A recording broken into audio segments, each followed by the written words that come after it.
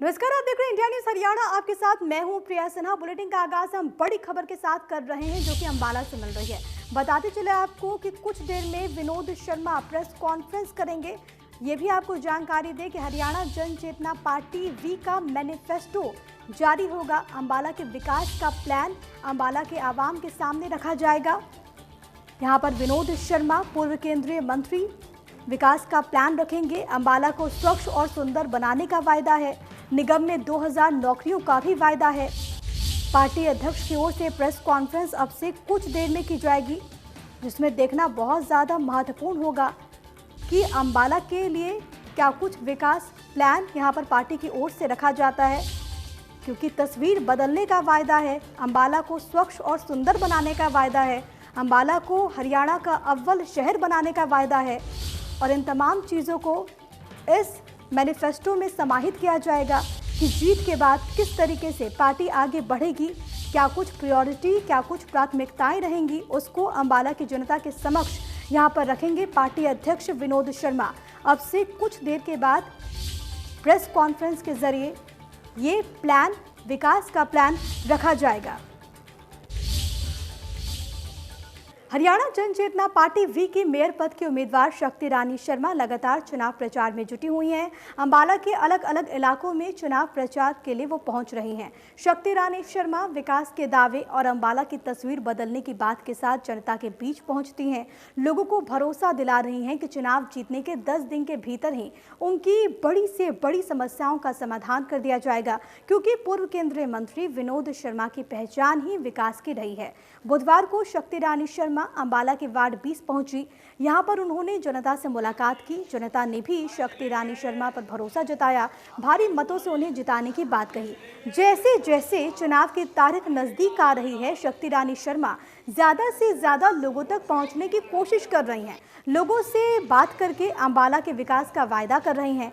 शक्ति रानी शर्मा के चुनाव प्रचार के दौरान उनके साथ बड़ी संख्या में महिलाएं भी नजर आती हैं। शक्ति रानी शर्मा वायदा कर रही हैं कि अंबाला की तस्वीर को हरियाणा में सबसे बेहतर वो करके दिखाएंगी।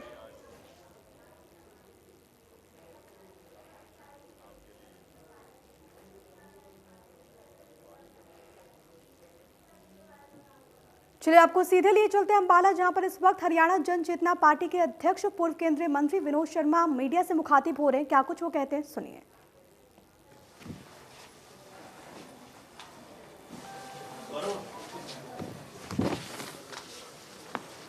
नगर निगम में जितनी भी नौकरियां आगे आएंगी, जो लगभग 2000 के करीब अगले 5 वर्ष में लगाने का प्रयास किया जाएगा, वो नौकरियां हमारे नगर निगम के जो निवासी हैं उनके बच्चों के लिए ही देने का प्रावधान किया जाए।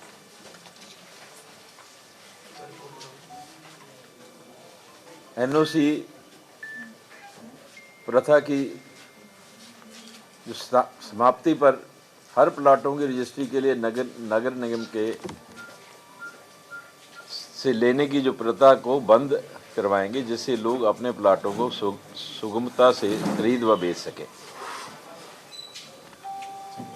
आईएमटी का मुद्दा हमने हमेशा उठाया है,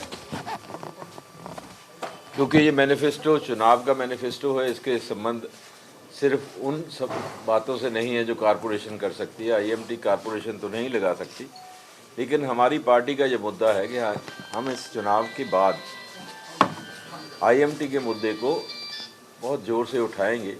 कल मुख्यमंत्री जी ने फिर एक बार 1.5 साल के बाद कहा कि हम आईएमटी की फाइल हमने चला दी है। अब फाइल तो 1.5 साल तो हो गया। पहले उन्होंने घोषणा की थी अनाज मंडी में कि आईएमटी लगाएंगे, हमने भी तब कहा था कि बहुत अच्छी बात है, लेकिन मैं नहीं मानता कि किसी फाइल को चलाने में 1.5 साल लग जाता है। तो ये अगर सिर्फ वायदे ही हैं तो हम वादों पे कुछ करके दिखाने पे तो विश्वास कर सकते हैं, वायदों पे विश्वास नहीं कर सकते। अगर 1.5 वर्ष में सिर्फ फाइल चली है, पता नहीं कितने वर्षों में लगेगा। टाइम लिमिट हमें बताई जाए और अगर उस टाइम लिमिट में ये काम नहीं होता तो हम एक आंदोलन छेड़ेंगे आईएमटी के लिए।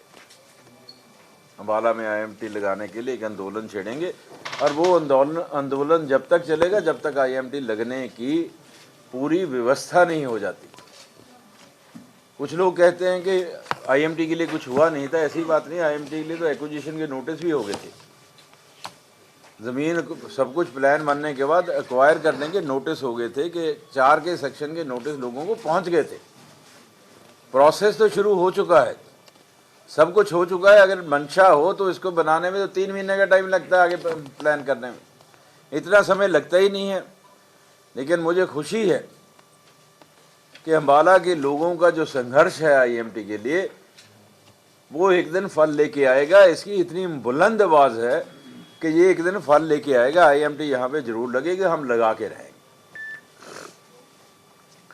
बाकी पॉइंट्स जो हैं, जो गांव नए कारपोरेशन में आए हैं उनकी डेवलपमेंट के लिए स्पेशल पैकेज दिए जाएंगे।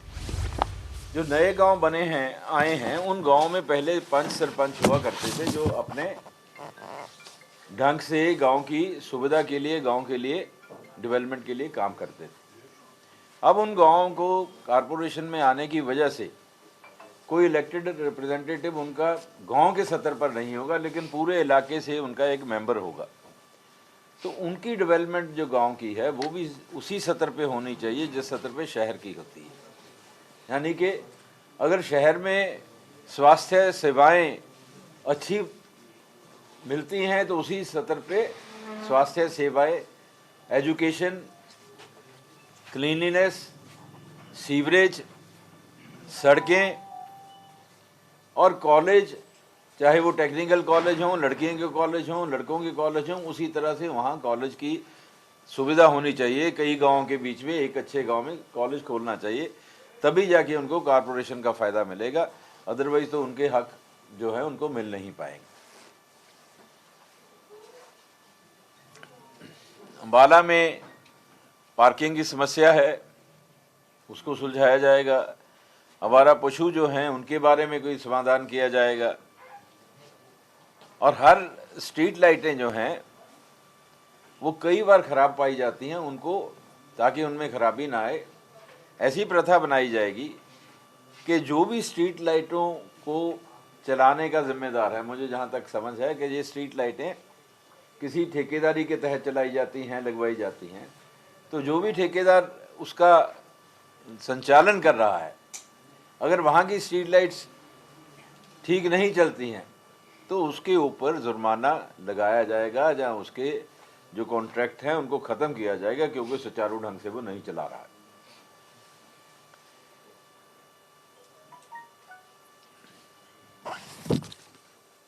जो एनओसी है, ख़ास तौर पे जो हमारी बाहर की कॉलोनियाँ हैं, जो ख़रीद फ़रोख्त के लिए एनओसी दी जाती है, आपने मकान बेचना है, किसी ने ख़रीदना है, या कॉलोनियों में किसी ने ज़मीन बेचनी है, उसकी एनओसी के ऊपर काफ़ी इनका लोगों की शिकायत है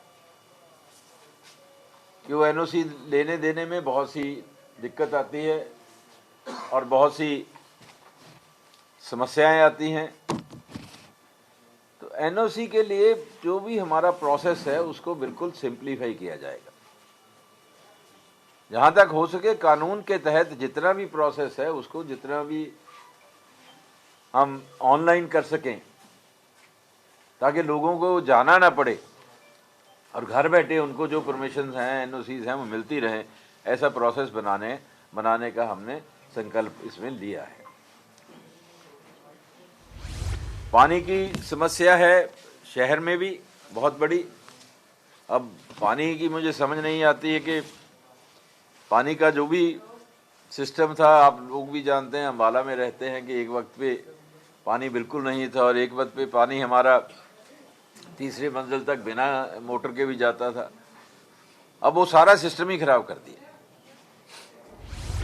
गंदा पानी आता है, सही टाइम पे पानी नहीं आता। पानी के पहले 24 घंटे पानी चलता था, अब 24 घंटे पानी नहीं चलता है। पानी उतने ही क्यूसिक फुट हमें मिलता है जितना पहले मिलता था। पानी की पाइपें भी वही पड़ी हुई हैं जो पहले थी, पानी का सोर्स भी वही है जो जहां पहले था, नहर से आता था। तो ये ऐसा क्यों हो रहा है? या तो जो कर्मचारी हैं वो अपना ध्यान से काम नहीं कर रहे, या फिर कहीं पे डिफॉल्ट आया है जिसको ठीक नहीं किया गया। अगर डिफॉल्ट है तो उसको ठीक किया जाएगा। अगर कर्मचारी अपना काम ठीक से नहीं करते हैं तो कर्मचारियों के ऊपर एक्शन लिया जाएगा, ताकि लोगों को स्वच्छ और साफ पानी पीने के लिए मिले, 24 घंटे मिले, और घर घर में हर मंजिल तक पानी अपने आप पहुंचे, इसका इंतजाम किया जाए।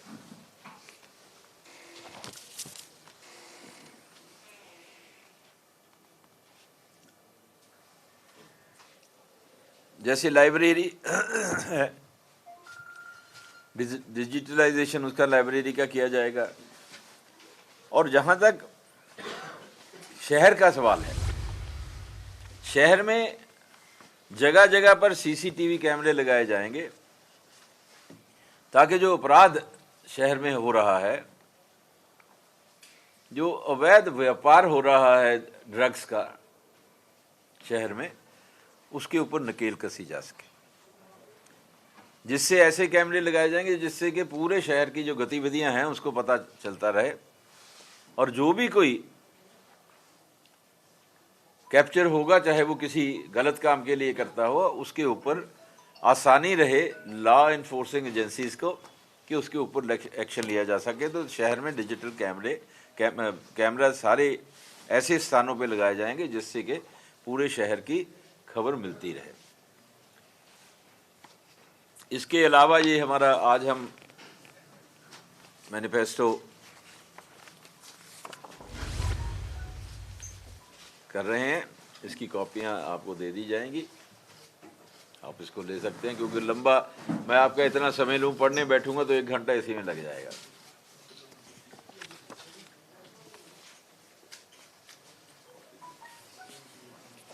अब एक नया शहर में एक दो दिन पहले भारतीय जनता पार्टी के एक संयोजक हैं, शायद अपने वकील हैं, संजीव सचदेवा जी, पता नहीं उन्होंने कहाँ से ज्ञान इस बात का प्राप्त किया है कि वो समझते हैं कि चुनाव में दूसरों को डरा के चुनाव जीते जा सकते हैं, दबा के चुनाव जीते जा सकते हैं, भारतीय जनता पार्टी की सरकार का फायदा लेके चुनाव जीते जा सकते हैं, पुलिस का इस्तेमाल करके चुनाव जीते जा सकते हैं, पुलिस को गुमराह करके झूठी रिपोर्टें लगा के किसी को डराया धमकाया जा सकता है। मैं उनको बहुत ही प्यार से इस बात का संदेश भेजना चाहता हूं कि इस डराने धमकाने से कुछ नहीं होगा। ये एफआईआर लिखाने से कुछ नहीं होगा। मुझे ये समझ नहीं आती कि उन्होंने एफआईआर लिखाई है, किस बेसिस पे लिखाई है। क्या संजीव सचदेवा नाम का एक ही व्यक्ति हो सकता है और व्यक्ति नहीं हो सकते? उनको पहले पता कर लेना चाहिए था कि संजीव सचदेवा और उनका परिवार जिसने आके जन चेतना पार्टी को ज्वाइन किया है, उसकी फोटो भी लगी हुई है। जो फोटो लगी है वो एक 35-36 वर्ष के नौजवान की है, उसका टेलीफोन नंबर भी है, उसके परिवार के सदस्यों के नाम भी लिखे हुए हैं,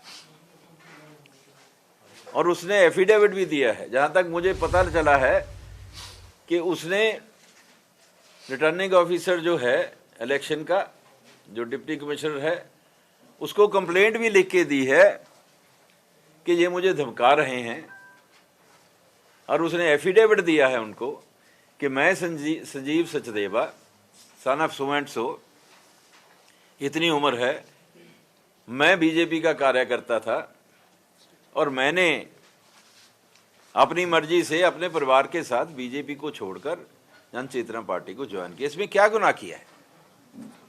अगर कोई व्यक्ति किसी पार्टी को छोड़ के,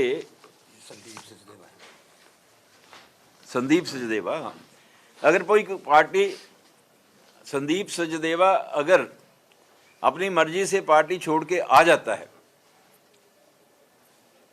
और हमारी पार्टी में आने का वो दरखास्त करता है, हमारे को मदद करने की का हमें समर्थन देने का विश्वास दिलाता है, इसमें कोई बुरी बात नहीं है। लेकिन इतनी बात से परेशान होके कि एक आदमी जिसका नाम है FIR लिखाने चले गए, मुझे ये समझ नहीं आया कि वो FIR कैसे लिख ली गई है, उसके बेसिस क्या हैं। आफ्टर ऑल वो मेरे और मेरे पत्नी के खिलाफ उन्होंने FIR लिखी है, हमें बताएं तो सही। अगर हमने कोई कानून तोड़ा है, अगर हमने कोई गुनाह किया है, तो हमें गिरफ्तार क्यों नहीं करते? चुप क्यों बैठे हैं? सिर्फ चुनाव तक वेट कर रहे हैं कि 4 दिन निकल जाएं और चुनाव तक इसका हम फायदा ले लें, ये गलत बात है। मैं पुलिस के अधीक्षक को, जो यहाँ के SP हैं, मैं ये कहता हूं कि अगर आपको लगता है कि उसमें कुछ है तो हमें फौरी तौर पर गिरफ्तार कीजिए। ये हमें चुनाव के दिनों में इसका फायदा लेने के लिए उनका साथ मत दीजिए, इसके ऊपर उनको क्लैरिटी करनी चाहिए। और जो इलेक्शन रिटर्निंग ऑफिसर के पास एफिडेविट और एप्लीकेशन गई है, उसके ऊपर भी कार्रवाई होनी चाहिए। अगर कोई गलत FIR लिखाता है, झूठी FIR लिखाता है, तो कानून के हिसाब से वो भी मुजरिम है, वो झूठी FIR नहीं लिखा सकता। मैं सचदेवा जी को, जो एडवोकेट हैं खुद, ये विनती करना चाहूंगा कि अगर आपने गलती की है, आप इसको सुधार लीजिए, आप अपनी FIR वापस लीजिए क्योंकि गलत है, नहीं तो मैं अपनी इज्जत हतक का दावा आपके ऊपर करूंगा सही समय पे आके। मैं आपको थोड़ा समय देता हूं, otherwise I will take whatever course is available to me under the law. You cannot just browbeat me and the people who are contesting here by sheer power of the government and by sheer power of your approach to the agencies of the government. It is not allowed, and we will make a formal complaint to the election commissioner and the election authority of Haryana that how the machinery in Haryana at Ambala level, district level, is being misused for getting political gains out of nothing. And why should it happen? And if it is already 3 days, if you have any substance in the FIR, then please take action. If you do not have any substance in the FIR, then you should come forward and clear it in front of the public, because this FIR has been lodged only with the sole purpose of tarnishing my image and to get support and to get benefit, political benefit for the BJP and for the candidates of the BJP and for the mayor candidate of BJP. I am accusing him that he has become a conduit to take undue advantage, political advantage at the behest of the BJP and the candidates of BJP for no reason and rhyme. And he has tried to mislead the people. He has tried to mislead the people of Ambala. They will tell him, they will pay him, they will tell him what is the right, what is the truth and what is the falsehood. And I am saying, I think this boy has come. Only come. आइए बैठ, क्या नाम है आपका? संदीप सचदेवा। संदीप सचदेवा, आप कहाँ के रहने वाले हैं, बताइए जरा इनको। मेरा नाम चाचा जी हैं। हाँ बेटे, आप कहाँ के रहने वाले हैं बेटे? गांव सोंडा। इनको हैं गांव सोंडा। गांव सोंडा के। तो आप बताइए कि आपने कब कैसे ज्वाइन किया, क्या है सारी बात? देखिए, हम 40 साल से भारतीय जनता पार्टी के साथ हैं, तो उनको यही नहीं मालूम कि संदीप सचदेवा है कौन। ठीक है ना। गांव सोंडा में इसका बैग कोई नहीं पकड़ता था, यानी कि बीजेपी का हम पकड़ने वाले हैं सबसे पहले। मतलब हमने ही वहाँ शुरुआत की है बीजेपी की। उसका बक्सा हम पकड़ते थे। हाँ बोलो बेटे, और पूरी बात बोलो बेटे। हाँ। और मैं और अपने संदीप पिताजी सचदेवा वगैरह नाम जो का भी कोई है। एक ही व्यक्ति नहीं हो सकता, बहुत से व्यक्ति हैं, कोई मैं अकेला नहीं हूँ, वो अकेला नहीं है, बहुत सारे हो सकते हैं। तो उन्होंने जो मतलब हमारे ऊपर कार्रवाई की है बहुत गलत की है। और कौन कौन थे आपके ज्वाइन परिवार में? संजीव सचदेवा, सुमित सचदेवा, कराया था। रवि सचदेवा एंड अमित सचदेवा, मतलब पूरी सचदेवा फैमिली हरियाणा जन चेतना के साथ है जी।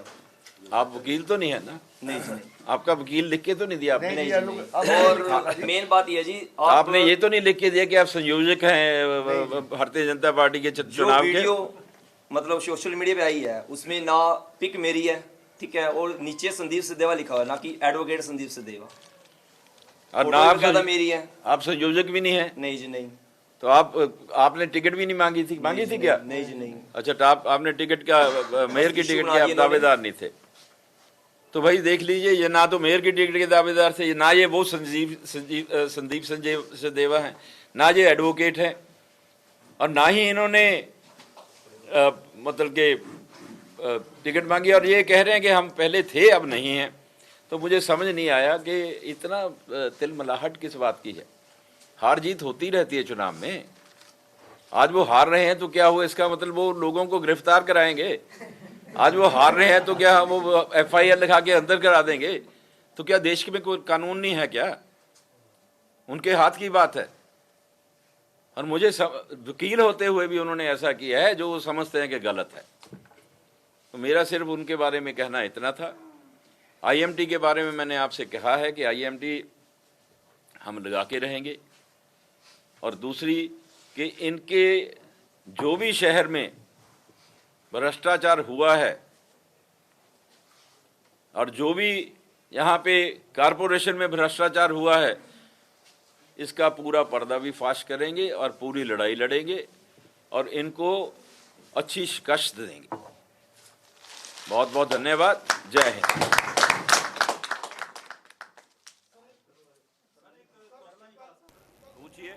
तो आपको पता है हरियाणा जन चेतना पार्टी की ओर से यहां पर मैनिफेस्टो जारी कर दिया गया। तो वहीं बड़ी बात यह कि एडवोकेट संदीप सचदेवा को विनोद शर्मा ने जवाब दिया है, केस वापस ले नहीं तो मानहानि का केस करूंगा, ये बड़ी बात उनके द्वारा कही गई।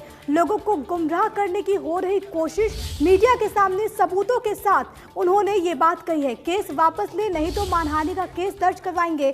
दरअसल संदीप सचदेवा को लेकर, क्योंकि जिस तरीके से बीजेपी ने आरोप लगाए थे और इन आरोपों में कोई भी सच्चाई नहीं थी, इसका जीता जागता उदाहरण वहां पर उनके द्वारा पेश किया गया जब मीडिया के सामने खुद संदीप सचदेवा सामने आए और उन्होंने उन तमाम आरोपों को सिरे से नकार दिया और ये भी बात कह दी कि देखिए हम एडवोकेट नहीं हैं। दरअसल यहां पर केस दर्ज कराया गया था और इसी केस को लेकर हरियाणा जन चेतना पार्टी के सुप्रीमो ने ये बात कही है कि केस वापस ले नहीं तो हम मानहानि का केस दर्ज कराएंगे। पूरी सरकार लगी है, इसको कैसा देख रहे हैं? है जी, एक परिवार के पीछे पूरी सरकार लगी हुई है, इसको कैसे देख रहे हैं? नहीं कौन नहीं, परिवार तो नहीं जैसे है। आपका परिवार इलेक्शन लड़ रहा है और दूसरी तरफ पूरी सरकार एक व्यक्ति सिर्फ मेयर का चुनाव लड़ रहा है, हम तो सपोर्ट कर रहे हैं, वी आर द सपोर्टर्स। लेकिन अब सरकार के पास इतनी मशीनरी है, वो वेलकम, हम उसका ऊपर इतराज नहीं करते हैं। यहाँ 25 MLA आए हैं, वहाँ 40 आए, कोई बात नहीं है। मंत्री जितने आए और आए, हमें कोई इतराज नहीं है। We welcome it. In election, during the elections we welcome all people who take things in positive manner and go for campaign. There is no objection. My only objection is कि ये जैसे ये इन्होंने FIR का बना के डराने की कोशिश कर रहे हैं कि ये हम आप पे FIR लिखा के मुकदमा बना के आपको अरेस्ट कर लेंगे, तो कर लें भाई, इससे तो नहीं डरते। चुनाव में ऐसे हथकंडे अपनाना जो है वो गलत है। प्रचार के लिए कोई भी आए, हमें कोई इतराज नहीं, प्रचार जितना मर्जी करे, पॉजिटिव ढंग से कोई भी आए, कोई प्रचार करे, हमें कोई इतराज नहीं। शर्मा जी, कल जो है किसानों ने काले झंडे दिखाए, उस पे मुख्यमंत्री ने दूसरी पार्टियों पे निशाना साधा है कि वो इसमें इन्वॉल्व है। ये उनको पता होगा, लेकिन मैं तो नहीं बोल रहा। किसानों ने कह रहे हैं कि ये गरीब और अमीर का इलेक्शन हैं जी? कुछ विपक्षी दल ये कह रहे हैं कि ये अमीर और गरीब का इलेक्शन है। कैसे? जैसे वो ये तो आपको अमीर बता रहे हैं और बाकी पार्टियां गरीब बता रहे हैं। नहीं, बात नहीं, ये तो आदमी, बीजेपी गरीब, ये तो ये कोई इलेक्शन पहली बार तो नहीं हो रहा। मैं भी लड़ चुका हूँ 2 इलेक्शन यहाँ। 2005 में भी लड़ा था, 2009 में भी लड़ा था, 2014 में भी लड़ा था। ये फर्स्ट टाइम तो हो नहीं रहा। चुनाव जब भी होता है ना, शख्सियत के बीच में होता है, व्यक्तियों के बीच में होता है, और लोग चुनते हैं किसकी शख्सियत अच्छी है। कोई भी किसी गरीब अमीर देख के कोई वोट नहीं डालता है, सब शख्सियत को देख के डालते हैं, कौन काम कर सकता है, कौन नहीं कर सकता। अरे भाई, मेरे को तो कहने की जरूरत नहीं है, रिजल्ट देख लीजिए 2005 के और 2009 के, सारी बात स्पष्ट हो जाएगी। फैसला लोगों ने करना है ना, हमने तो लोगों पे छोड़ा है कि आप जो फैसला करेंगे हमें मंजूर होगा। We are only looking for the decision to be taken by the people of Haryana, people of Ambala, वो करेंगे फैसला। तो 13 किसानों पे 307 का पर्चा। मैंने उसके बारे में पेपर में पढ़ा है, आई एम नॉट अवेयर कि कौन कौन है, क्या है। सर, सीएम के साथ जितना कुछ अदल सैन चौक पे हुआ, इसे कैसे देखते हैं? It's the first time in political history of Ambala. तो अभी आप सुन रहे थे विनोद शर्मा को, जिन्होंने तमाम बड़ी बातों का जिक्र किया। इसके अलावा क्योंकि महत्वपूर्ण हो जाता है, अम्बाला को नंबर 1 बनाने का उन्होंने रोड मैप रखा, लेकिन संदीप सचदेवा के बयान पर भी उन्होंने सबूत रखा है मीडिया के सामने। उस सच को वो लेकर आए, उस भ्रम को दूर करने की उन्होंने कोशिश की है, और साथ ही साथ उन्होंने ये भी कहा कि झूठे तथ्यों के साथ दर्ज कराई गई एफआईआर। अम्बाला के एसपी मामले पर स्थिति साफ करे, ये उन्होंने कहा। और साथ ही साथ उन्होंने ये भी कहा कि राजनीतिक लाभ लेने की कोशिश की जा रही है, डराने धमकाने की कोशिश की जा रही है, ये भी उनके द्वारा बड़ी बात कही गई है। अहम जानकारी आपकी टीवी स्क्रीन पर। इसके अलावा आईएमटी को लेकर भी उन्होंने हुंकार भरी और ये कहा कि एक बाकायदा आंदोलन चलाया जाएगा, आईएमटी को लेकर आंदोलन चलाएंगे, ये उन्होंने बड़ी बात कही। और ये भी कहा कि 1.5 साल पहले भी सरकार ने आईएमटी का वादा किया था, हम वादों पर विश्वास नहीं कर सकते, अब इसके लिए कदम उठाने की जरूरत है। मंशा हो तो आईएमटी बनने में वक्त नहीं लगता, लेकिन यहाँ पर नियत ही सही नहीं थी, ये भी उन्होंने बड़ी बात कही। और साथ ही साथ ये भी उन्होंने कहा कि यहाँ पर आंदोलन चलाया जाएगा। ये लाइव तस्वीरें इस वक्त हम आपको दिखा रहे हैं, ये मैनिफेस्टो, विकास का प्लान जारी किया गया और इसमें तमाम चीज़ों को समाहित किया गया। अम्बाला को अव्वल बनाने की दिशा में किस तरीके से आगे बढ़ा जाएगा, क्या कुछ रोड मैप रहेगा, ये उन्होंने मीडिया के सामने रखी। इस मैनिफेस्टो में उन तमाम समस्याओं को एड्रेस करने की कोशिश की गई जिससे अम्बाला वासी 2-4 होते हैं, चाहे वो पार्किंग को लेकर हो, चाहे वो आवारा पशुओं को लेकर हो, चाहे वो स्ट्रीट लाइट्स को लेकर हो, चाहे वो पानी की समस्याओं को लेकर हो, चाहे वो गांव को लेकर हो, उन तमाम चीज़ों को समाहित किया गया। हर एक छोर तक, हर एक व्यक्ति तक हर सुविधा मिले, ये बात उनके द्वारा पूर्व केंद्रीय मंत्री विनोद शर्मा के द्वारा इस मंच से कही गई। इसमें युवाओं को लेकर भी बात कही गई, आईएमटी को लेकर उन्होंने हुंकार भरी और ये कहा कि आंदोलन चलाएंगे ताकि अम्बाला के लोगों को इससे फायदा होगा। मैनिफेस्टो में नौकरी का वायदा भी किया गया है। गांव की कॉर्पोरेशन में आने के बाद सुविधा के लिए फंड की भी बात कही गई है। ये भी बात कही गई है कि एनओसी को लेकर जो दिक्कतें अम्बाला वासियों के साथ पेश आती है, खरीद फरोख्त को लेकर जो समस्याएं आती हैं, उसको भी दूर करने की कोशिश की जाएगी, प्रोसेस को सिंप्लीफाई करने की कोशिश की जाएगी। और यहाँ पे वक्त हो गया एक छोटे से ब्रेक का, बने रहे इंडिया न्यूज़ हरियाणा के साथ।